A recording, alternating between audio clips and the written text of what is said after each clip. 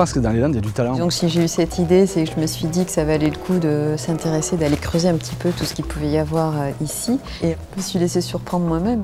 Tout le monde est artiste, quoi. Un cuisinier est un artiste, un mec qui fait une maison est un artiste, un jardinier est un artiste. Je pense qu'il faut beaucoup de poésie, quoi. Il faut mettre du cœur à l'ouvrage, comme on dit. On prend beaucoup de plaisir à faire le métier que l'on fait. On a beaucoup de chance de se lever tous les matins et de se tourner vers un produit historique qui est axé autour d'un territoire bien particulier, qui est la Gascogne, qui donne la banane et le sourire à nos clients en général. C'est la plus belle récompense. Donc si c'est ça le talent, alors on a un peu de talent.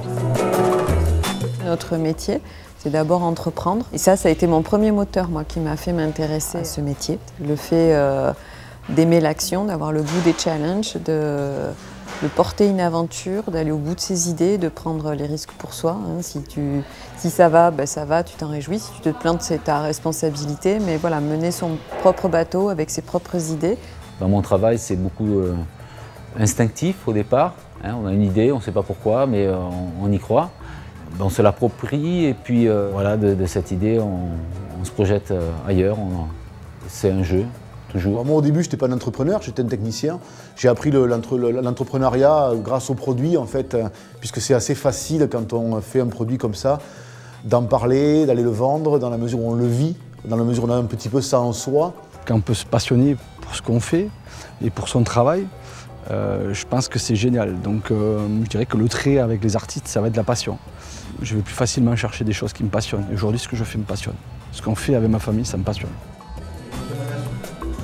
Cet équilibre, je l'ai en permanence. Jamais eu d'acquis et bon, parfois, je me demande comment je vais finir les fins de mois et puis tac, une surprise arrive, une pièce se vend et puis c'est reparti. Il n'y a que celui qui fait rien, qui ne prend pas de risques, mais en même temps, je pense qu'il s'ennuie sérieusement.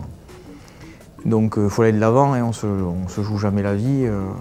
Il faut trouver des solutions. Si on dirige son bateau, c'est quand même vachement plus motivant. Donc ouais, il faut du courage quand même. Moi, je me revois à vraiment subir les choses avant de devenir artiste, d'en faire mon métier.